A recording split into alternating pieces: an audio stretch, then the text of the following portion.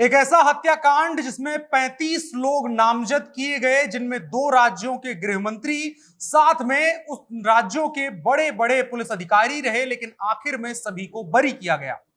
एक केस जिसमें एक जज तक की हत्या कर दी गई, कहा गया उस केस की सच्चाई को छुपाने के लिए और किसी को बचाने के लिए, जिसमें कई लोगों के नाम आए, कई लोगों पर सवाल उठे और देखा गया कि किस तरीके से केंद्र और राज्य की सत्ताएं जब आपस में टकराती हैं तो न्याय और न्यायिक व्यवस्था उसके बीच में पिस करके रह जाती है। उसका सबसे अनुपम और अनूठा उदाहरण ये केस आपको नजर आएगा, जिसमें मीडिया ट्रायल चले। मीडिया ट्रायल की आपको भूमिका उसमें नजर आएगी और मीडिया खुल करके एक तरीके से पक्षकारी की और एक तरीके से केस को बनाने में काफी भूमिका निभाई, लेकिन नतीजा कुछ नहीं निकला।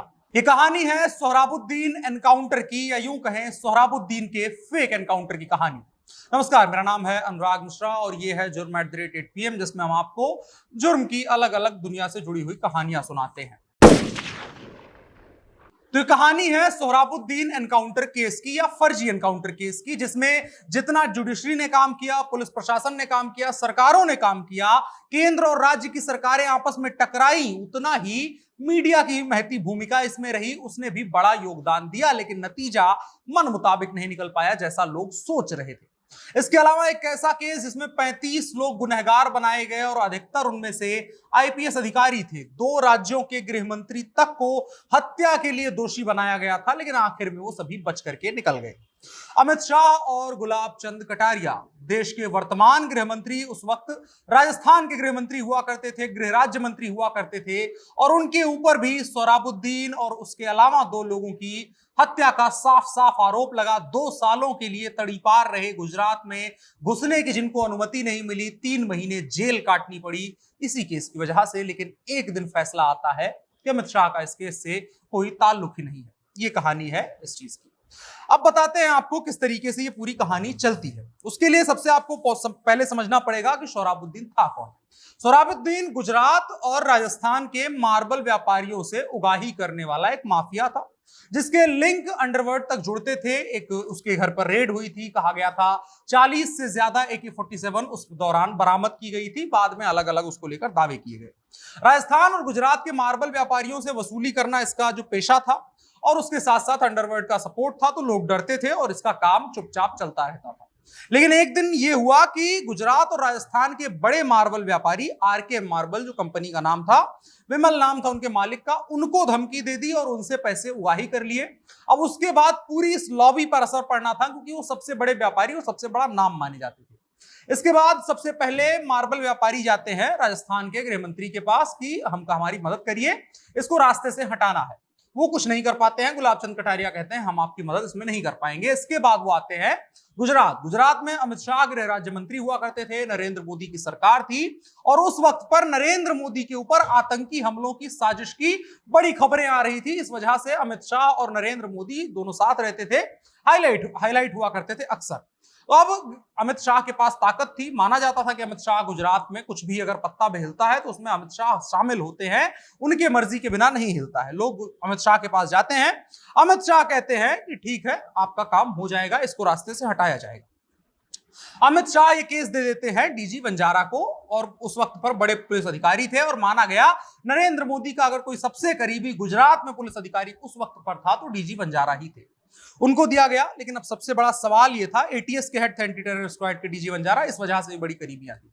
अब सवाल उठा कि सोहराबुद्दीन के खिलाफ जितने भी केसेस हैं वो राजस्थान में है, तो गुजरात पुलिस या गुजरात की ATS या गुजरात की कोई भी टीम कुछ उसमें कर नहीं सकती है। तो सवाल था कि सबसे बड़ा किस तरीके से इसके ऊपर केस बनाया जाए। तो अब इसके बाद इसकी जिम्मेदारी DCP अभय चुडासमा को दी गई, जो कि सोहराबुद्दीन के काफी करीबी थे और साथ ही साथ क्राइम ब्रांच के उस वक्त हेड हुआ करते थे। इनको इसकी जिम्मेदारी दी गई कि आपको सोहराबुद्दीन को गुजरात में एंट्री दिलवानी है और एक केस उसके खिलाफ रजिस्टर करवाना है। और चूंकि सोहराबुद्दीन के नजदीकी थे अभय, और इसके अलावा इसलिए माना गया कि वो काम कर देंगे। अभय ने फंसा लिया सोहराबुद्दीन को, यह बताया कि एक बिजनेसमैन है रमन पटेल, जिसको धमकी दो और उससे पैसे निकलवाओ, पैसे निकल जाएंगे। अब इनको अंदाजा था कि सोहराबुद्दीन खुद पैसे इकट्ठा करने आएगा, और यही इनसे बड़ी गलती हो गई। अब सोहराबुद्दीन पैसे इकट्ठा करने नहीं आता है, अपने दो साथियों को भेजता है, तुलसी प्रजापति और सिल्वेस्टर को। अब ये दोनों आते हैं पैसा उगाही करने के लिए और गोली चला देते हैं रमन पटेल के ऊपर, गिरफ्तार हो जाता है। सारी कहानियां इन लोगों को पता थी, दोनों गिरफ्तार होते हैं, पुलिस अपने पास लेकर के इनको जाती है और इनसे बयान उगलवाया जाता है और ये लोग ये कबूल करते हैं। जब सवाल पूछा जाता है कि किसके कहने पर तुमने ये काम किया, तब ये कबूल करते हैं कि हमने सोहराबुद्दीन के कहने पर काम किया था और गुजरात की सीमा के अंदर पहला केस सोहराबुद्दीन के खिलाफ रजिस्टर हो चुका था।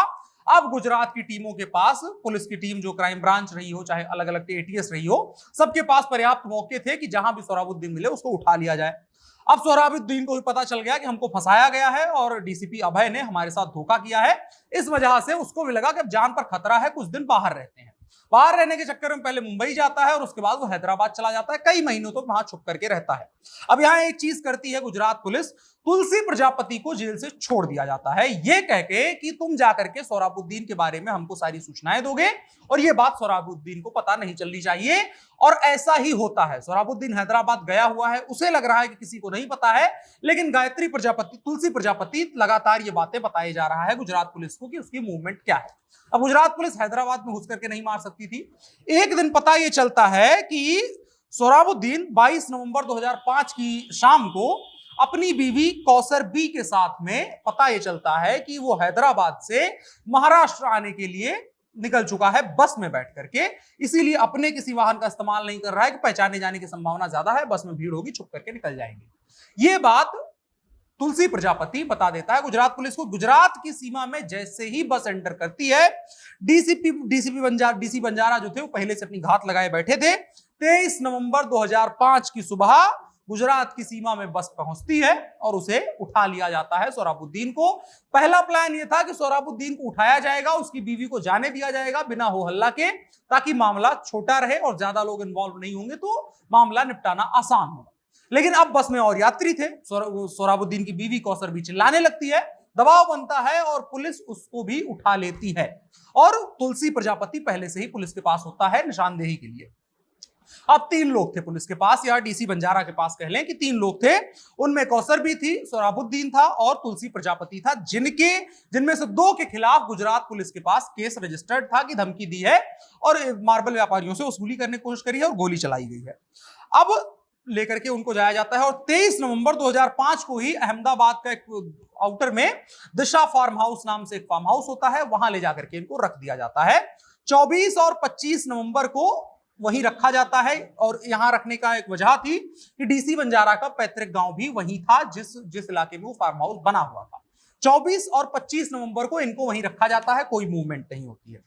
26 नवंबर 2005 को दिनेश एमएन जो उदयपुर के डीसीपी थे, उनको बुलाया जाता है कि आप भी इस ऑपरेशन में शामिल होइए, क्योंकि आपके राज्य का भी मामला है और इन्वॉल्व भी सभी लोग थे। मार्बल व्यापारियों ने सभी से रिक्वेस्ट करी थी।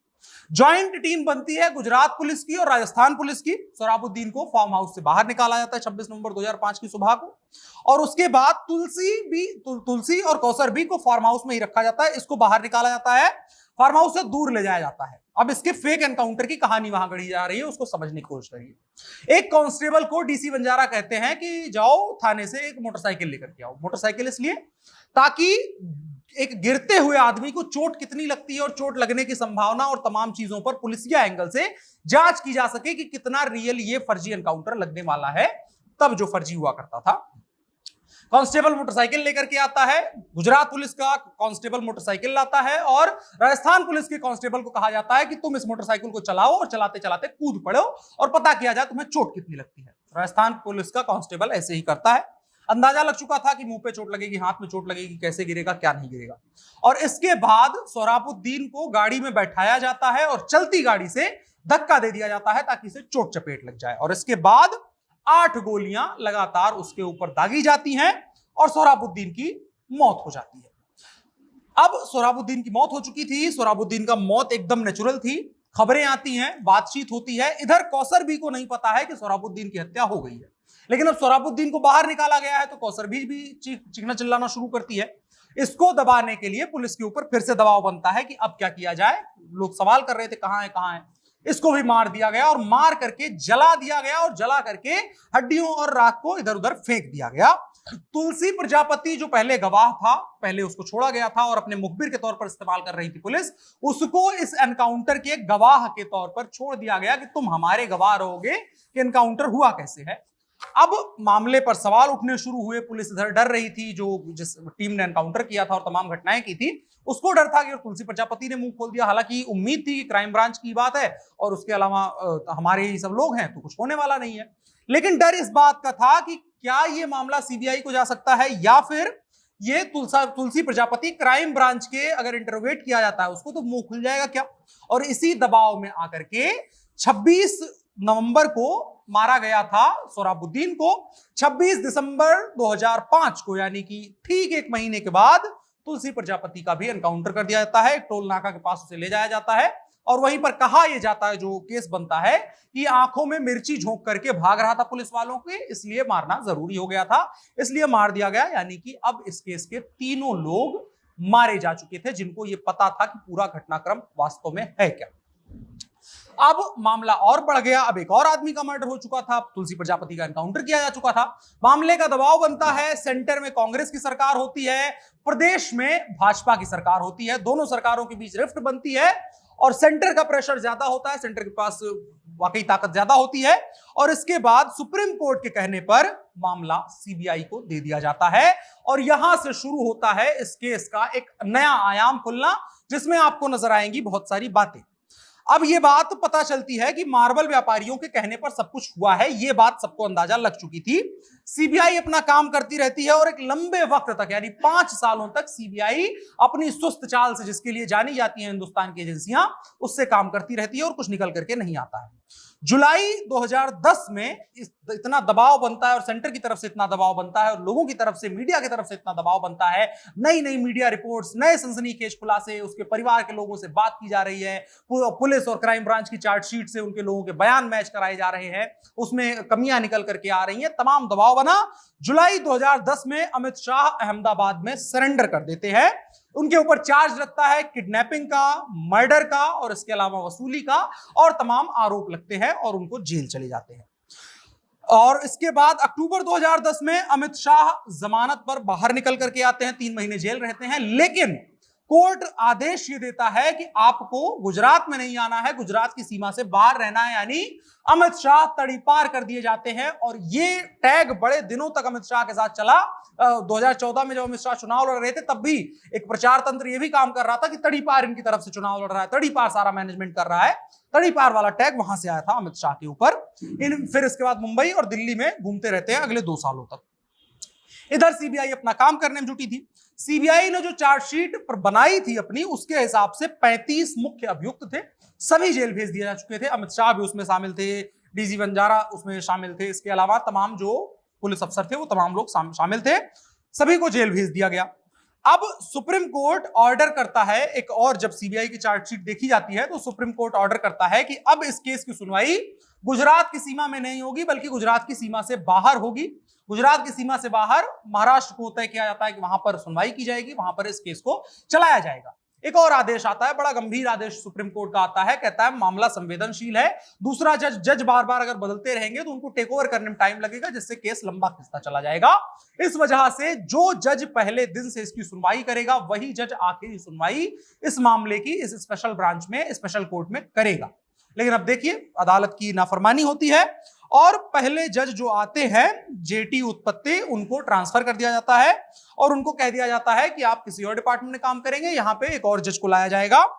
वजह क्या थी कि जेटी उत्पत्ति जो थे ये लगातार सवाल उठाने लगे थे कि अमित शाह को पेश क्यों नहीं किया जा रहा है, केस इतना स्लो क्यों चल रहा है, जैसे तमाम सवाल इनका हटाया जाता है। एक और जज आते हैं जस्टिस रेवती, इनको लेकर के बड़ी बात होती है, बड़े कड़क जज माने जाते हैं और इनके भी सवाल वही होते हैं कि सीबीआई के ऊपर सवाल उठ रहे हैं कि सीबीआई की स्पीड क्यों स्लो है, सीबीआई सबूत नहीं पेश कर रही है, अमित शाह को क्यों नहीं पेश किया जा रहा है, और इनको भी हटा दिया जाता है।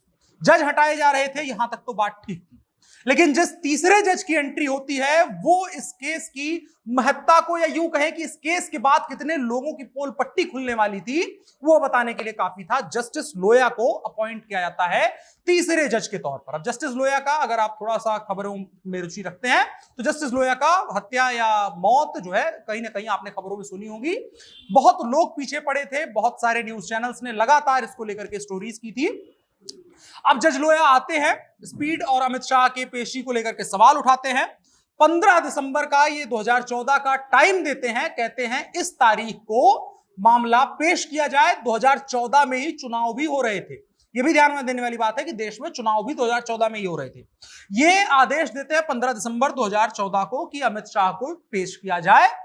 1 दिसंबर 2014 यानी 15 को पेश किया जाना था, उससे 14 दिन पहले नागपुर की एक शादी में ये गए रहे होते हैं। 1 दिसंबर सुबह खबर ये आती है जस्टिस लोया की मौत हो गई है। जस्टिस लोया की मौत हुई, सवाल उठे कि कैसे हुआ। जो अस्पताल की रिपोर्ट आई उसमें बताया गया हार्ट अटैक हुआ था। अब इसके बाद बड़े सारे सवाल इसमें उठ करके सामने आते हैं। सबसे पहला सवाल कि जस्टिस लोया थे, जज थे, इतने बड़े स्पेशल ब्रांच के जज थे, सीनियर जज थे, एक शादी में गए हुए थे। जब उनको हार्ट अटैक आया तो जहां वो ठहरे हुए थे वहां से अस्पताल में उनको ऑटो रिक्शा में क्यों ले जाया गया। इसके बाद जो रिपोर्ट आई थी, कई मीडिया रिपोर्ट्स आई, तो उसमें जो सर्टिफिकेट में टाइम लिखा हुआ था वो 6:15 का टाइम लिखा हुआ था, और फैमिली क्लेम कर रही थी कि 5 बजे हमको बता दिया गया था कि जस्टिस लोया की मौत हो गई है। तो रिपोर्ट कैसे ये कह सकती है कि 6:15 पर ये रिपोर्ट आ रही है, 6:15 पर जस्टिस लोया की मौत हुई है।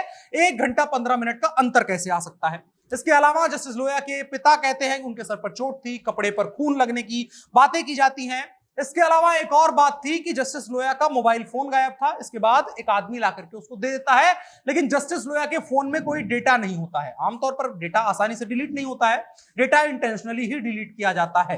तो ये तमाम सवाल उसके बाद उठते हैं, और चौथे जज को अपॉइंट किया जाता है। जस्टिस लोया के बारे में कभी और कहानी में बात कर लेंगे विस्तार से, लेकिन यही था कि जस्टिस लोया की मौत के बाद सवाल उठा कि केंद्र में भाजपा की सरकार आई है, सत्ता का दुरुपयोग हुआ है, ताकि तमाम सवाल उठे थे। इसके बाद चौथे जज को अपॉइंट किया जाता है जस्टिस लोया की मौत के 29 दिनों के बाद। और कमाल तब होता है, पहली सुनवाई जो अदालतें इतने वर्षों में, तकरीबन 10 से 15 वर्षों में ये नहीं ढूंढ पाई थी कि सबूत बेसिक क्या है, वो 29 दिनों के बाद जज अपॉइंट होते हैं। पहली सुनवाई में ही अमित शाह को क्लीन चिट दे दी जाती है। अमित शाह को क्लीन चिट मिल चुकी थी कि अमित शाह का इसमें कोई इन्वॉल्वमेंट नहीं था, जबकि सभी लोग चीख चीख करके ये कह रहे थे कि अमित शाह की इसमें कुछ ना कुछ भूमिका है। इसके बाद धीरे धीरे सभी अफसरों को छोड़ा जाने लगता है।